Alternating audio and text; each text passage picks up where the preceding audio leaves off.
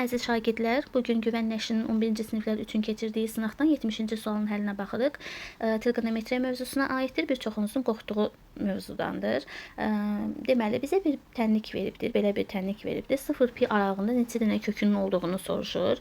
Toplama düsturlarından kosinus üçün toplama düsturuna aiddir. Ekranda da görünür.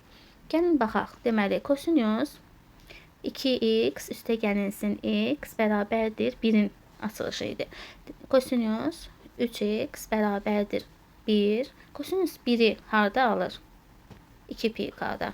K burada tam ədədlərə daxildir də, bilirsiniz. Aha.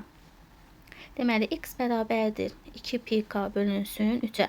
Aldığımız bu x-in qiymətini aralıqda aparıb yerinə qoyaq. Gəlin baxaq. Deməli, 0, 2 pi k bölünsün 3. Kiçik bərabərdir pi-dən. Hər tərəfi 3-ə vuraq. 2 pi k, 3 pi. İndi hər tərəfi 2 pi-yə bölək. 0 2 pi-yə böləndə 0, k qalacaq.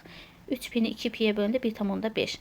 Bu aralıqda k-nın aldığı qiymətlər 0 və 1 olacaq, tam qiymətlər. Deməli, cavab 2. B bəndi.